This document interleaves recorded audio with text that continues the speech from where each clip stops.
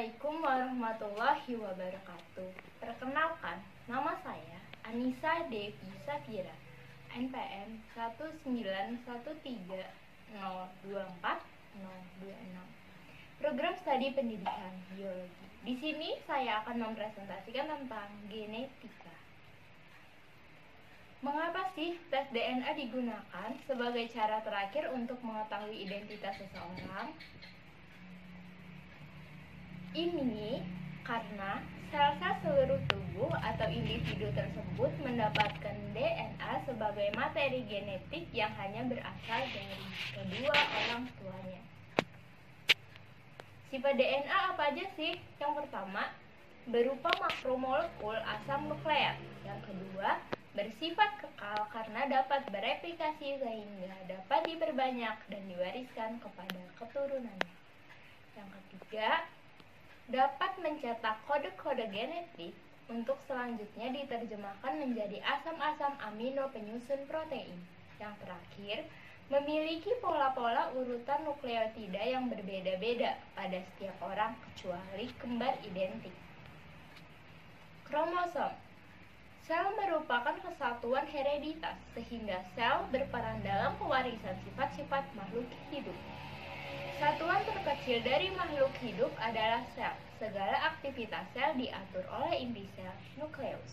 Di dalam inti sel terkandung substansi genetik yang terdapat dalam kromosom. Pengendali faktor keturunan pada makhluk hidup terdapat dalam kromosom terletak dalam nukleus.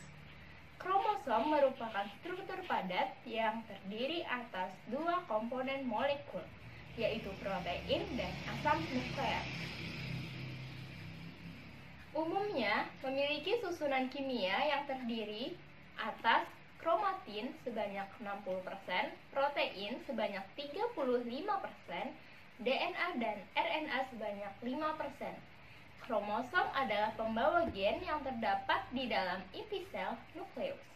Kromosom berasal dari bahasa Yunani, yaitu dari kata krom yang berarti warna dan soma berarti badan. Kromosom dapat diartikan sebagai badan yang mampu menyerap warna. Istilah kromosom diperkenalkan pertama kali oleh W. Wollier pada tahun 1888.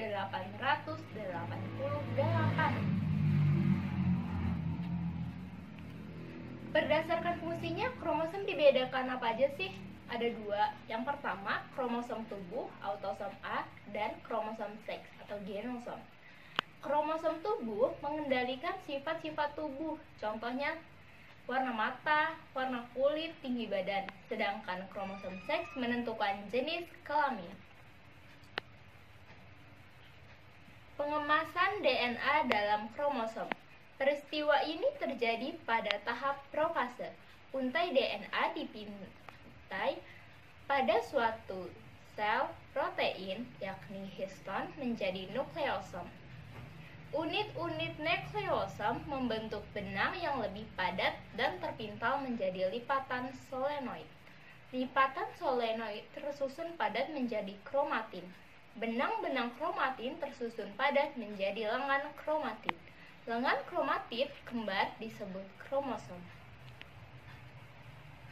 Kromosom, struktur DNA yang terdiri dari protein dan DNA. Gambarnya seperti ini. Struktur kromosom. Karena dapat menyerap warna dengan jelas, maka dapat diamati di bawah mikroskop. Tampilan visual kromosom setiap individu dinamakan karyotip. Suatu kromosom terdiri dari beberapa bagian, yaitu kromatid, kromomer, sentromer, satelit, dan telomer.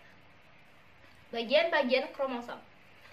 Jadi seperti ini. Yang pertama ada telomer, yang kedua konstriksi sekunder, yang ketiga satelit, yang keempat konstriksi primer, yang kelima lengan.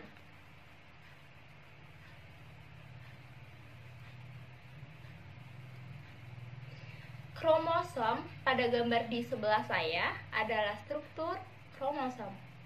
Yang pertama ada kromatid yang di atas, yang kedua sentromer, tempat persambungan kedua kromatid, dan tempat melekatnya mikrotubulus, yang ketiga lengan pendek, yang keempat lengan panjang.